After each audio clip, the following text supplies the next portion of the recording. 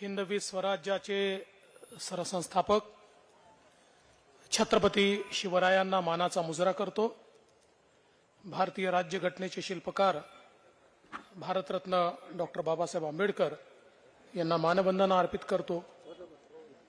आजच्या आपल्या सभेमध्ये भारतीय जनता पक्षाचे महाराष्ट्राचे अध्यक्ष आमदार चंद्रशेखर बावनकुळेजी, खासदार धनंजय महाडिकजी, पिंपरी चिंचवडचे आपले अध्यक्ष महेशदादा लांडगे, शंकरभाऊ जगताप, राणा जगजितसिंग पाटीलजी, आमदार रामभाऊ शिंदे, त्याचप्रमाणे हर्षवर्धनजी पाटील, प्रसादजी लाड, सुधाकरराव भालेराव, श्रीकांतजी भारतीय, ज्यांच्या नेतृत्वात हे कार्य चाललंय ते आपले नगरसेवक शत्रुघ्न काटे, या ठिकाणी उपस्थित असलेले जयनाथ काटे, निर्मलाताई कुटे, संदीप कसपटे, त्याचप्रमाणे भारतीताई चोंधे, राम वाकडकर, विनायक गायकवाड, कुंदाताई बिसे, नुकतेच आपल्या या ठिकाणी आलेले आपले आमदार शिवेंद्रराजे भोसले आणि उपस्थित सर्व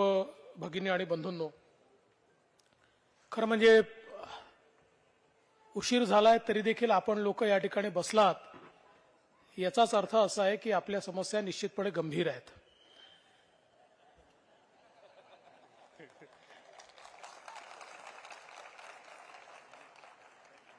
मला समजून नाही राहिलं, काही लोक म्हणतात हिंदीत बोला, काही म्हणतात मराठीत बोला, तस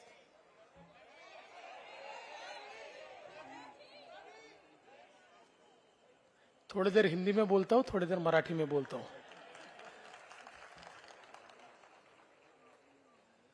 वैसे तो ये चुनाव अगर नहीं आता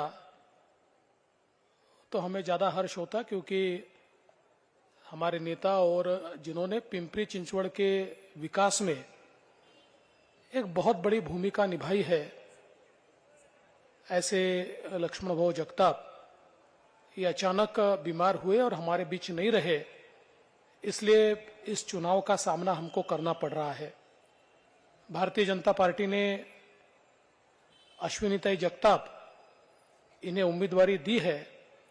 अश्विनीताई हमेशा लक्ष्मण भाऊ की परछाई बनकर उनके पीछे का काम सारा संभालती थी, और आज उनका जो अधूरा सपना है उसको पूरा करने का काम ये अश्विनीताई को करना होगा, और हम सब लोग पूरी ताकत के साथ अश्विनीताई के पीछे खड़े हैं।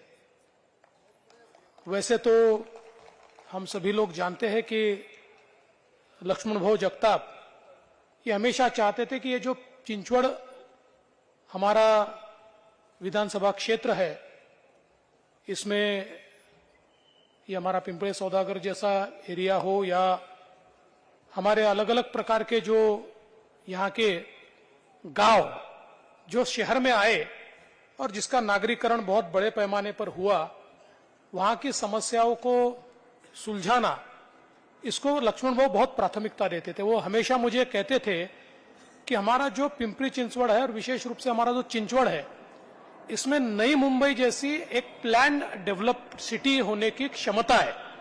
केवल आप हमको मदद कीजिए तो हम इसको एक प्लानिंग के मॉडल के रूप में विकसित करेंगे। वैसे तो हम सब लोगों ने देखा कि पुणे जो हमारा है ये फास्टेस्ट डेवलपिंग अर्बन एग्लोमरेशन है, और उसमें भी पुणे और पिंपरी चिंचवड़ ये जो महानगर पालिका के क्षेत्र है ये बहुत तेजी से विकसित हो रहे हैं। यहां पर बहुत बड़े पैमाने पर आज हमको दिखाई पड़ता है कि इतने बड़े पैमाने पर इमारतें खड़ी हुई है, लोग रहने को आए, क्योंकि पुणे हमारा आईटी का हब है, पुणे हमारा मैन्युफैक्चरिंग का हब है, पुणे हमारा ये शिक्षा का हब है। तो एक प्रकार से सारी जो संभावनाएं हैं ये पुणे में होने के कारण, पुणे हो या पिंपरी चिंचवड़ हो, यहां पर बहुत बड़े पैमाने पर जनसंख्या बढ़ी। और प्रायः हम लोगों ने देखा कि भारत में ये शहरीकरण जब शुरू हुआ तो उस समय सरकारें शहरीकरण को एक प्रकार से अभिशाप मानती थी। सरकारों को लगता था कि ये कर्ज है, शहरीकरण नहीं होना चाहिए। ये बात सही थी कि भारत गांव में बसता था, 80% लोग गांव में रहते थे, 20% शहरों में रहते थे, लेकिन दुनिया के इतिहास में कोई भी देश जब विकसित हुआ है तो वहां पर शहरीकरण हुआ, तभी उसका विकास हुआ है। शहरीकरण कोई रोक नहीं पाया। लेकिन भारत में हमारी ये सोच थी कि हम शहरीकरण रोक लेंगे। परिणाम क्या हुआ? शहरों में शिक्षा थी, शहरों में अस्पताल थे, इलाज था, शहरों में रोजगार था, शहरों में एंटरटेनमेंट की व्यवस्थाएं थी, तो लोग शहरों की ओर चले गए और हमने तैयारी ही नहीं की। हमने आने वाले लोगों के लिए रहने की जगह कहाँ हो, इसकी तैयारी नहीं की। तो परिणाम यह हुआ, या तो झोपड़पट्टी बन गई या फिर ऐसी इमारतें बनी कि जिनको हमने बाद में अनधिकृत कह दिया। अब इतने लोग आएंगे तो पीने के पानी की व्यवस्था होनी चाहिए, हमने पीने की पानी की व्यवस्था नहीं की। लोगों के लिए गार्डन की व्यवस्था होनी चाहिए, एंटरटेनमेंट की व्यवस्था होनी चाहिए, खुली जगह होनी चाहिए, उसकी व्यवस्था हमने नहीं की। कचरे का कहीं ना कहीं हम लोगों को उसके ऊपर प्रबंधन करना चाहिए, इसकी व्यवस्था हमने नहीं की। और इसका परिणाम यह हुआ कि हमारे शहर जो है ये विस्तारित तो हुए लेकिन लिवेबल शहर नहीं हुए। उन शहरों में ईज ऑफ लिविंग ये हम नहीं तैयार कर पाए। पहली बार जब देश में मोदी जी ये भारत के प्रधानमंत्री बने तो भारत के प्रधानमंत्री मोदी जी ने ये कहा कि शहरीकरण को आप अभिशाप मत समझिए, शहरीकरण को आप एक अवसर मानिए, क्योंकि देश का 60% अगर जीडीपी ये शहरों में तैयार होता है तो हम उस जीडीपी को ठीक तरह से यूटिलाइज करेंगे और लोगों के लिए सेवाएं अगर तैयार करेंगे तो हमारे शहर वाइब्रेंट होंगे, ईज ऑफ लिविंग होगा, बड़े पैमाने पर रोजगार तैयार होंगे, अवसर तैयार होंगे और देश बदलेगा। देश के विकास में शहरों का अपना महत्व बढ़ेगा। और इसके चलते मोदी जी ने पहली बार देश के इतिहास में, केंद्र सरकार ने पहली बार 70 साल बाद शहरों के लिए योजनाएं सोचना शुरू किया। और फिर हमारे देश में स्मार्ट सिटी की योजना आई, अमृत की योजना आई। अमृत की योजना ऐसी योजना है जिस योजना में सारे शहरों के लिए पीने का पानी और जो हमारा गंदा पानी है, जो हमारा सीवेज वाटर है, उसके ट्रीटमेंट की व्यवस्था। स्वच्छ भारत मिशन के अंतर्गत सारे शहरों में कचरा इकट्ठा करना और कचरे के ऊपर प्रक्रिया करना, ये सारी चीजों के लिए बड़े पैमाने पर पैसा देना शुरू किया। आज हम लोग देख सकते हैं अकेले महाराष्ट्र को इन योजनाओं के तहत पिछले 8 सालों में, अभी जो 25,000 करोड़ दिए उससे पहले 15,000, करीब 40,000 करोड़ रुपया महाराष्ट्र को अर्बनाइजेशन को मैनेज करने के लिए माननीय मोदी जी ने दिया। आज हम प्रयास करें, क्योंकि देखिए महाराष्ट्र की तो अवस्था ऐसी है कि 29,000 महाराष्ट्र में गांव है। उन 29,000 गांव में 6 करोड़ लोग रहते हैं और 400 शहर है। ये 400 शहर में भी 6 करोड़ लोग रहते हैं। तो 400 शहरों में ये जो 6 करोड़ लोग रहते हैं, इनके लिए अलग अलग व्यवस्थाएं करना अपन ने शुरू किया। तो पिछले समय, जिस समय मैं मुख्यमंत्री था, उस समय ये पिंपरी चिंचवड़ जैसा हमारा जो शहर है, इसके पीने के पानी की किल्लत दूर हो, इसलिए आंध्र जैसा एक जो हमारा धरण है उसमें से, डैम में से 250 MLD 250 MLD पानी अपन ने पिंपरी चिंचवड़ को दिया। उसको काम भी उसका शुरू किया। मेरे हिसाब से अब तो काम अंतिम चरण में, आने वाले 2 महीनों में पिंपरी चिंचवड़ को यह पानी मिलेगा। तो कम से कम ये 250 MLD पानी मिलने से अगले 10-15 सालों की पिंपरी चिंचवड़ शहर को पानी की किल्लत नहीं रहेगी और बड़े पैमाने पर हम लोग ये काम कर पाएंगे। इसके साथ साथ आज जो हमारा कचरा है उसके ऊपर बहुत बड़े पैमाने पर हम लोग प्रक्रिया करने का प्रयास कर रहे हैं। इसके साथ साथ जो सीवेज वाटर है उस पर ट्रीटमेंट का हमारा प्रयास चल रहा है। हमने पॉलिसी तैयार की है कि कोई भी म्युनिसिपल कॉर्पोरेशन जो अपने गंदे पानी को, सीवेज वाटर को टर्शरी ट्रीटमेंट करेगी, उसके 50 किलोमीटर के एरिया में जितनी इंडस्ट्री होगी या बिजली बनाने का कोई संयंत्र होगा, उसको वही पानी लेना पड़ेगा।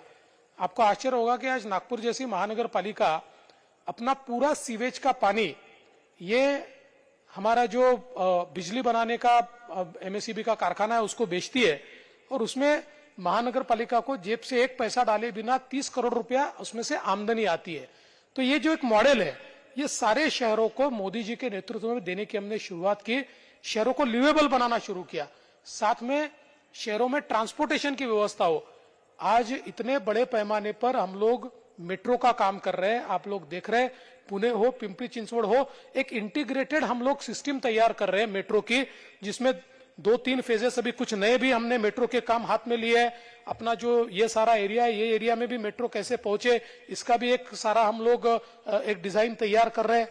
तो ये मेट्रो के कारण आज हमारे कम्यूटेशन में एक गुणात्मक इस प्रकार का बदलाव आया है। और उसके साथ साथ आज पीएमपीएल जो पिंपरी चिंचवड़ और पुणे की मिला के है, एक ऐसी सिस्टम बस की हमने शुरू की है कि आज देश में ग्रीन बसेस की, यानी जो फॉसिल फ्यूल पे नहीं चलती, जो या तो सीएनजी पे चलती है या इलेक्ट्रिक पर चलती है, इसकी देश की सबसे बड़ी फ्लीट अगर किसके पास होगी तो वो पिंपरी चिंचवड़ और पुणे महानगर पालिका के पास है, पीएमपीएल के पास है। और हम लोगों ने प्रदूषण रहित इस प्रकार से ये कम्यूटेशन करना, तो ये जो सारे काम अपन ने हाथ में लिए, ये कामों को इस प्रकार से हमने डिजाइन किया है कि पुणे और पिंपरी चिंचवड़ ये 2 शहर जो है, ये 2 शहर इंटीग्रेटेड रूप से पब्लिक ट्रांसपोर्ट से हम जोड़े। अभी पीसेस में काम चल रहा है, लेकिन ये जब काम पूरा होगा तो इसको इंटीग्रेटेड पद्धति से जोड़ेंगे।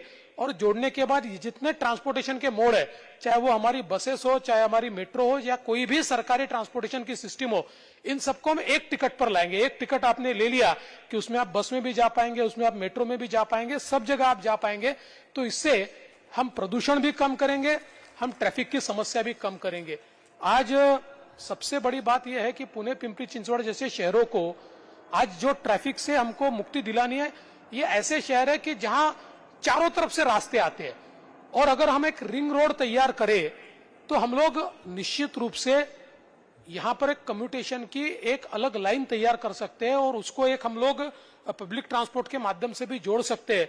तो इसलिए हमारी सरकार ने, जिस समय मैं मुख्यमंत्री था उसी समय हमने करीब करीब 120 किलोमीटर के इस रोड को मान्यता दे दी थी। अभी सरकार के आने के बाद अपनी अश्विनीता आई है, एक बार हम अश्विनीता जगताप का स्वागत करेंगे। तो अरे दादा भुसे जी भी आए, मेरा ध्यान नाही था, हमारे मंत्री महोदय, दादा बसा. तर आपण असा प्रयत्न करतोय की आपण या रिंग रोडच्या माध्यमातून पूर्णपणे त्या ठिकाणी अशा प्रकारचं एक नेटवर्क तयार करतो आहे की ज्यातनं एकतर ट्रॅफिक आतमध्येच येणार नाही आणि त्यासोबत हा ring road multi model corridor मध्ये आपण तयार करतोय की ज्याच्यावर पब्लिक ट्रान्सपोर्टेशन देखील राहील. त्यामुळे पुण्याच्या ट्रॅफिकच्या समस्येवर अतिशय प्रभावी उपाय किंवा पिंपरी चिंचवडच्या ट्रॅफिकच्या समस्येवर एक अतिशय प्रभावी उपाय हा आपण करतोय. आपल्याला कल्पना असेल की विशेषतः आपलं सरकार असताना आपण पीएमआरडीए ची स्थापना केली. आज पीएमआरडीए च्या माध्यमातून हा जो सगळा वाढता एरिया आहे या ठिकाणी प्लॅनिंग आपण करतोय. कारण आज 40-40 फूट इमारती तयार झाल्या आणि रस्ताच नसेल तर काय. 40-40 फूट इमारती तयार झाल्या, 40-40 मजली इमारती तयार झाल्या आणि कचराची समस्या आहे, पिण्याचं पाणी नाही आहे तर काय. आणि म्हणतात की इंटिग्रेटेड डेव्हलपमेंट प्लॅन हा आपण या पीएमआरडीए एरियाचा तयार केलेला आहे. लवकरच त्याला आपण मान्यता देऊ आणि त्यातनं एक प्लॅन अशा प्रकारचं या ठिकाणी डेव्हलपमेंट आपल्याला कसं करता येईल हा प्रयत्न आपला आहे. विशेषतः सांडपाण्याच्या योजना याकरता आपल्याला करायच्या आहेत की आपल्या आजूबाजूच्या सगळ्या नद्या प्रदूषित झाल्या आहेत आणि इतकं आपण घाणेरडं पाणी सगळं त्या नद्यांमध्ये सोडतो. त्यामुळे सीईटीपी असेल किंवा एसटीपी असेल याच्या माध्यमातून एक ईज ऑफ लिव्हिंग आणण्याचा प्रयत्न आपण करतो. हे सगळं करत असताना खऱ्या अर्थानं मला आपले पंतप्रधान मोदीजींचे याकरता आभार मानायचे आहेत की एवढ्या मोठ्या प्रमाणात त्यांनी हा सगळा निधी उपलब्ध करून दिला आणि आता महाराष्ट्रामध्ये शिंदेजींच्या नेतृत्वातलं आपलं सरकार हा निधी योग्य प्रकारे खर्च झाला पाहिजे आणि ईज ऑफ लिव्हिंग तयार झालं पाहिजे याकरता आपण प्रयत्न करतो आहोत. आज आपल्याला माहिती आहे की आपण एक नवीन एअरपोर्ट देखील तयार करतो आहोत. कारण आपल्या पुण्याचा जो एअरपोर्ट आहे हा एअरपोर्ट आता इतका कंजेस्टेड आहे आणि त्यामुळे एक प्रकारे आपल्या विकासावर थोडी रोकथाम आली आहे. कारण जगभरातल्या कंपन्यांना आता चीनमध्ये जी अवस्था सुरू झाली आहे, सगळं मॅन्युफॅक्चरिंग भारतात येतं आहे. भारतामध्ये त्यांना महाराष्ट्रात यायचं आहे, महाराष्ट्रातही त्यांना पुण्यात यायचं आहे, पुणे जिल्ह्यामध्ये यायचं आहे. तर त्यामुळे आता पुणे जिल्ह्यामध्ये नवीन एअरपोर्ट जर आपण तयार केला नाही तर आज जवळजवळ 20-25 देशातले एअरलाइन्स आम्हाला पुण्यामध्ये स्लॉट द्या म्हणतात, पण आपल्या जो द्याला स्लॉट उरलेला नाही. त्यामुळे मला असं वाटतं की या ज्या सगळ्या आपल्या विकासाच्या संकल्पना आहेत या संकल्पना राबवण्याचं काम हे केंद्रातलं भारतीय जनता पक्षाचं मोदीजींच्या नेतृत्वातलं सरकार आणि महाराष्ट्रातलं आपल्या शिंदे साहेबांच्या नेतृत्वातलं आमचं सरकार हे आपण या ठिकाणी राबवतो आहोत. आणि म्हणून माझी आपल्याला अतिशय मनापासून विनंती आहे की हे सगळं करायचं असेल तर आपले प्रतिनिधीही त्याच विचाराचे असले पाहिजे. ज्या विचारांनी आणि ज्या दिशेने मोदीजी चालतायत त्याच दिशेने शिंदेजी आणि मी चालतोय, आणि शिंदेजी आणि मी ज्या दिशेने चालतोय त्याच दिशेने जर पिंपरी चिंचवड मधल्या आपल्या चिंचवड मतदारसंघातले आमदार चालले तर एका दिशेने सगळे चालले तर विकास देखील वेगाने होईल. त्यामुळे माझी आपल्या सगळ्यांना विनंती आहे की आपण जरूर या ठिकाणी येत्या 26 तारखेला अश्विनीताईंना मतदान करावं, त्यांचं कमळाचं बटन दाबावं, आणि ज्यांच्याकडे विजन आहे. आपण बघा, जवळजवळ राष्ट्रवादी काँग्रेसने या ठिकाणी 20 वर्ष राज्य केलं, त्यातले 15 वर्ष तर त्यांचं महाराष्ट्रातही राज्य होतं आणि पिंपरी चिंचवडमध्येही राज्य होतं. पण एक काम ते असं दाखवू शकत नाही की या वाढत्या शहराच्या मॅनेजमेंट करता त्यांनी केलेलं एकही काम ते दाखवू शकत नाही, कारण कुठलं विजन त्या ठिकाणी नव्हतं, विजनलेस होते. त्यांना केवळ कॉन्क्रीटचं जंगल उभं करणं याच्या पलीकडे काही माहीत नव्हतं. पण आता विजनरी लोक, म्हणजे ज्यांना जनतेची चाड आहे, ज्यांना जनतेकरता काम करायचं आहे, जनतेकरता ज्यांची दृष्टी आहे, असे लोक तुमच्यासोबत काम करण्याकरता आम्ही सगळे आलो आहोत. आणि मी तुम्हाला विश्वास देतो की केवळ भाषणापुरतं नाही तर येत्या काळामध्ये हे विजन तुम्हाला प्रत्यक्षात येताना दिसेल, ते आम्ही करून दाखवू, हा विश्वास मी या निमित्ताने व्यक्त करतो. पुन्हा एकदा ताईंना या ठिकाणी आपण आशीर्वाद द्यावा, त्यांना मतदान करावं आणि लक्ष्मण भाऊंचं स्वप्न पूर्ण करण्याची शक्ती आपण त्यांना द्यावी, एवढीच विनंती करून माझे 2 शब्द संपवतो. धन्यवाद. जय हिंद, जय महाराष्ट्र. धन्यवाद साहेबांनी विमान